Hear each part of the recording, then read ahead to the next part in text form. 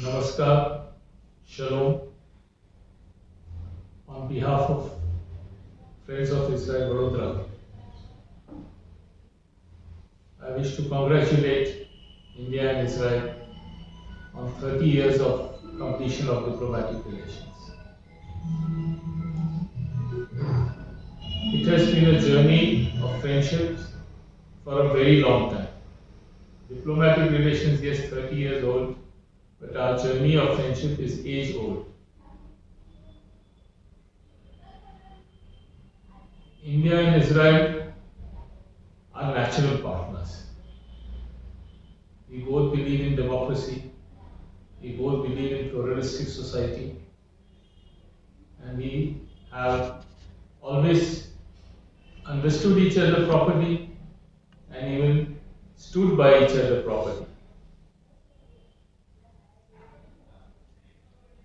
Yes, I would like to do a brief of history before I go to the next portion of my talk. See, this is happiness. When you are celebrating, it is happiness. But before this happiness, we had a long period of non-diplomatic relationship, which I think, maybe I am not a scholar like Jawaharlal Nehru or Mrs. Gandhi or any other leader of those days, but I can say that that was not the proper thing to do. However, time has gone, bygones are bygones. The same Congress Party's Prime Minister Narasimha Rao introduced diplomatic relationship between India and Israel. And it has continued since long. It is almost 3 decades old. My idea of saying going to the past was just to make things clear. There is no attrition or criticism of these leaders. They had their own reasons, and that's it. 30-year celebration as a starting point right in Gujarat.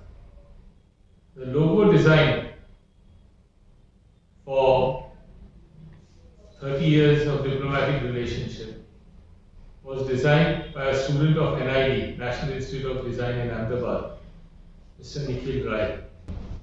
His design was selected from thousands of competition of logo designs all across India and was acclaimed by His Excellency the Ambassador of Israel in Delhi and His Excellency Ambassador of India in Tel Aviv. And you will see the video which gives you the idea of his logo. Okay, so shalom and namaste. Welcome to the special live webinar on the occasion of launch of the official logo to mark the 30th anniversary of the establishment of full diplomatic relations between India and Israel. Today we have with us their excellencies, Ambassador of Israel to India, His Excellency Naor Gilon, and Ambassador of India to Israel, His Excellency Sanjeev Singla. And of course, we have with us other senior diplomats from both countries joining us on this special event. So good morning, everyone. Thanks for joining us. If we think about it, the relationship between India and Israel has always been that of a historical connections of two Asian civilizations and the close friendship of two proud nations. But since the establishment of full diplomatic relations in 1992, the bilateral ties have continuously grown and evolved to new heights, extending to a broad spectrum of areas and translated to what we, the researchers, like to call strategic partnership that actually benefits both economies. Over the last 30 years, I think we can say we have built a stable relationship based on mutual trust, understanding, cooperation, and of course, development. But to mark this significant milestone and the beginning of a year-long activities celebrating and commemorating the bilateral achievements, the Embassy of India in Israel and the Embassy of Israel in India had launched a logo design contest last year for students of prominent design school college in Israel and in India. Entries were invited from the Holon Institute of Technology in Israel and from the National Institute of Design in India. And I've heard that many Israeli and Indian students participated in this content. So this is a great opportunity to say thank you to all of you. But without much ado, let's move to the most awaited part of this event, the release of the logo. I now request His Excellency Ambassador Singla and His Excellency Ambassador Gilon to virtually unveil the logo.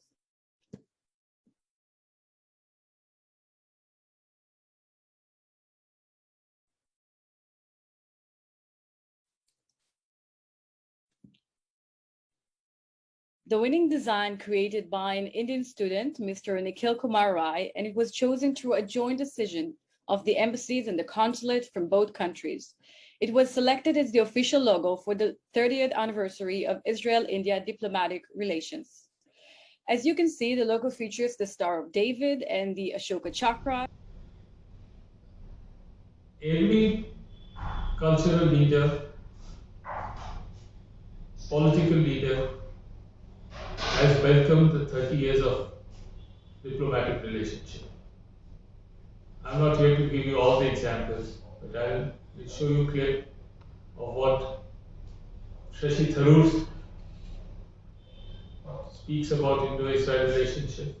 Shashi Tharoor, I was in Ashkelon at Holiday Inn, and along with the then Mayor Dr. Jigisha Sheth and Vishwajit Parekh, Municipal Commissioner Nadeem Bhai, and Kavita Marudkar, and we were all having our coffee at the 7th floor in Holiday Inn in Ashkelon. Late evening, there was a senior person sitting over there, senior in age. He was doing his work on computers, and he suddenly asked us, "You all are from India?" We said, "Yes." And he said, "I had a wonderful relationship when I was at United Nations. And there was a friend of India who helped me a lot." So initially, the guesswork was Mr. Modi.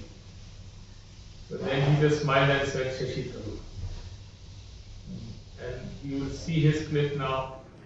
Hello, I'm Shashi Tharoor, Member of Parliament, and I'm delighted to express my congratulations on 30 years of India-Israel friendship.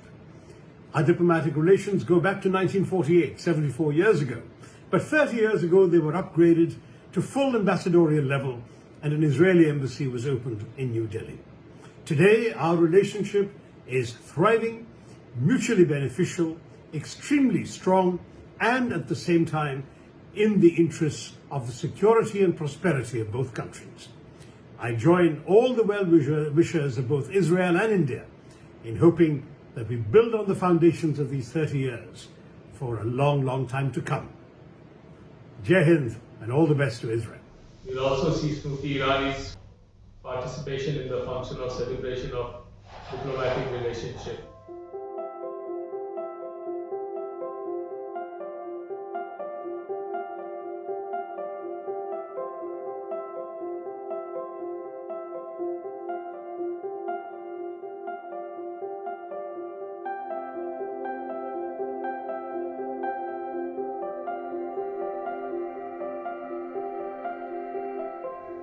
So the relationship is grown, it is not stagnant, it is improving every day by day, it is strengthening every day by day, and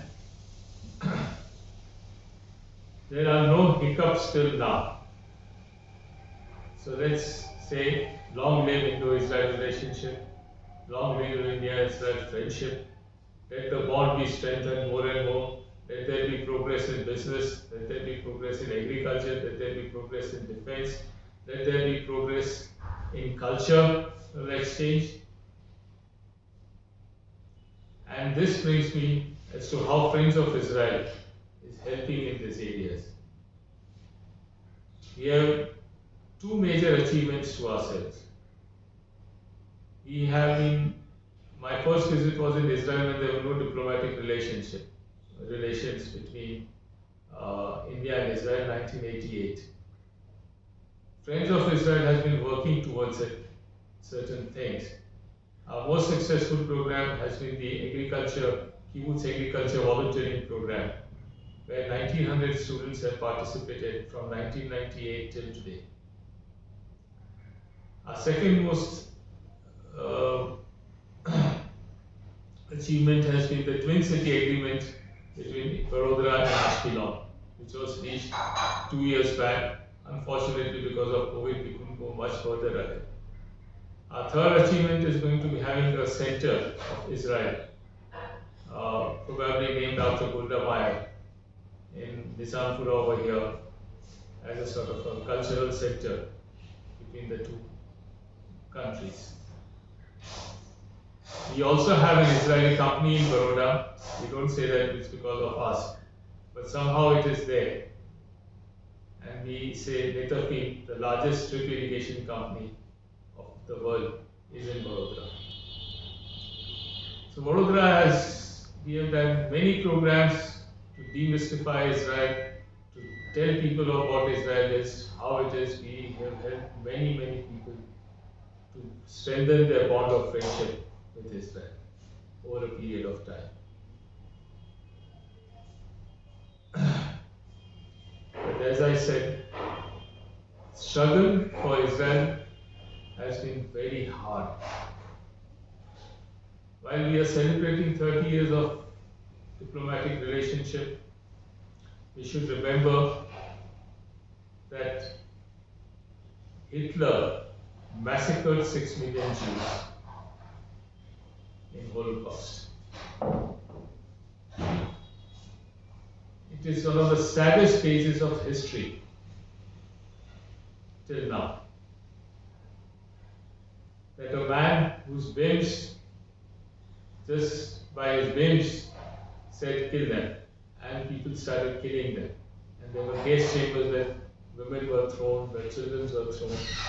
One of the most terrifying historical events during World War II, the Holocaust, which lasted from 1941 to 1945. The Holocaust was a genocide during World War II in which Adolf Hitler's Nazi Germany, aided by its collaborators, systematically murdered some 6 million European Jews, which constitute around 2/3 of the Jewish population of Europe.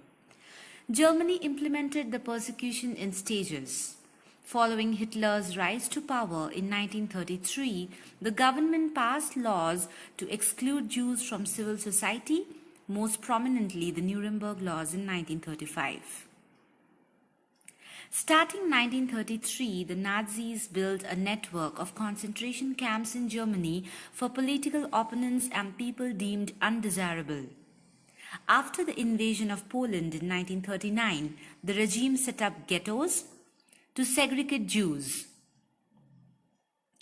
Over 42,000 camps, ghettos, and other detention sites were established for this segregation. The logistics of the mass murder turned the country into what is called a genocidal state.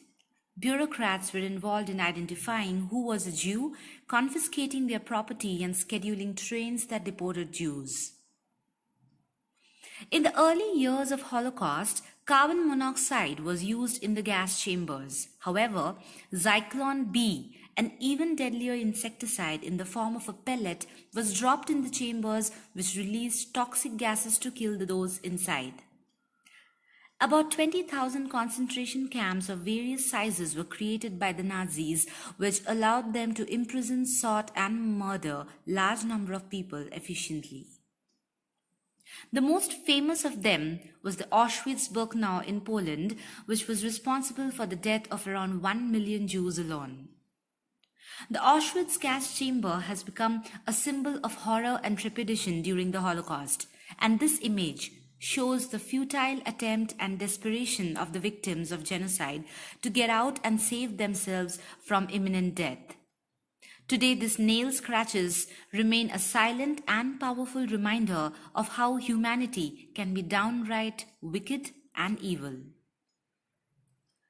With the belief that Germans were a superior race and that they are the ones who should dominate Europe, they classed all other races as inferior, Jews being the lowest of them. During the war, the Jewish population countries were formally segregated into some areas. But the Jewish population was so huge that relocating them became so difficult that taking them to the concentration camps and killing them was a much easier task for the Nazis.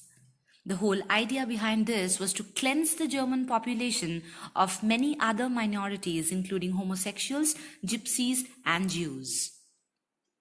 The Holocaust was truly unbelievable and a horrific event in the history of World War. Normally when people talk that, oh, we go to Jerusalem, we go to this place, that place, I tell people who visit Israel, go to Yad Vashem. See what Hitler did, see what the Nazis did, see the concentration camps located all across Germany, Poland, so and so, Auschwitz, and all sorts of places. See what they did. The World Holocaust Remembrance Center Yad Vashem offers a meaningful and dynamic commemoration of the Holocaust. The museum shares the narrative of the Holocaust and its 6 million Jewish victims through a Jewish perspective. The museum includes monuments, memorials, and sculptures, all situated on Jerusalem's Mount of Remembrance. In 2018 alone, over 1 million people came to visit Yad Vashem to learn about one of the most devastating periods in modern history. This is a museum that, if you're in Jerusalem, you don't want to miss this museum. It's always one of the top museums. It's always one of the top spots to visit in Israel. I think the way we tell the story in the museum is that we use a combination of video screens. There are about 100 video screens in the museum. We use real artifacts that were donated by survivors. We use, of course, photographs. We use art. We use poetry. We use all kinds of different things that bring the story of the Holocaust down from the level of this anonymous 6 million victims to a very individual human story. We're bringing this thing that's just unfathomable. You can't understand it. We're trying to bring it down to the level of one person at a time, and I think that's what makes it very effective. There's no easy way to learn and comprehend what happened in the Holocaust. All Yad Vashem can really do now is try to make it as easy as possible for people to learn the history. It's one of these museums that you go to question and to continue to question. It doesn't give you an answer. It gives you a lot of questions. It opens up kind of your thinking to, how is this possible? An original German cattle car was actually given to Yad Vashem by Polish authorities and stands at the center of the memorial site. A cattle car that was established here at Yad Vashem as a monument to the millions of Jews that were herded onto cattle cars and transported from all over Europe to extermination camps. There will always be unanswered questions when it comes to the Holocaust, but Yad Vashem is looking to share anything and everything they know with anyone willing to learn more. Admissions to the museums are actually free of charge. This museum has a lot of things that other Holocaust museums don't have. For instance, we are the institution that awards righteous among the nations status to those non-Jews who helped Jews. There have actually been 27,000 people that have been recognized as righteous among the nation thus far. And this was something that the government thought about in 1953, how important it would be to recognize people who tried to help Jews during this whole dark period and recognize them as points of light.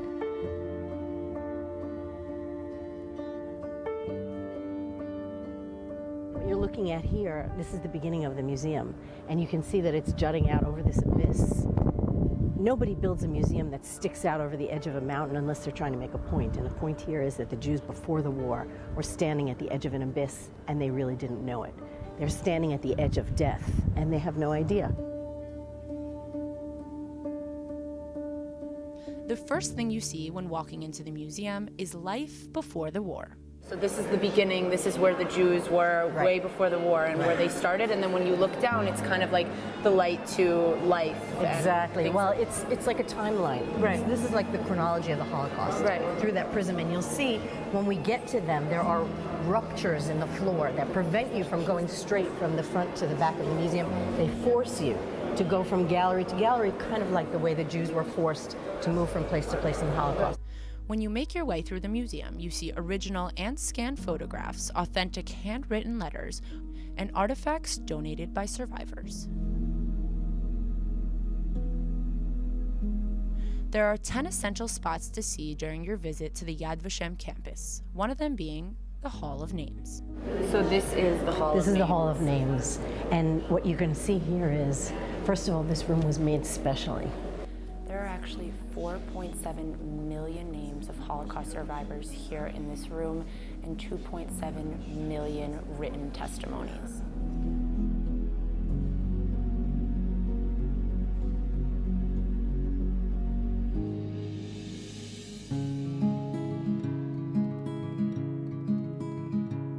If you take a look at the architecture at this point, you can see that the museum, which was kind of closing in on you in the middle and getting narrower and narrower as the death toll was increasing. When you get out here and you step on this balcony, all of a sudden the museum is widened, so it's like wings, if you want, or arms that are opening to embrace you. And the significance is, if you think back, first of all, you've come from darkness into light. You've come from despair into hope. And that's what this represents. It was very important to the museum to have this as the final thing that you see when you come out, because the state of Israel for the Jewish people represents this hope. Remember that at the end of the war, when all of these people were displaced and they wound up in the displaced persons camps, the Jews didn't have a country. And when you get out onto this balcony and you take a look and you realize that now there is a country, and we will never have that state again where we don't have a place that's ours. That's what makes us so special. Thank you so much. Now we have our country, you know. Now you can look out, and this is It's a big Israel, deal. and this is what we fought for, and this is what we went through this entire museum for, and I feel so blessed and so Absolutely. grateful to be here and to learn. And I'm glad. thank you. You're welcome.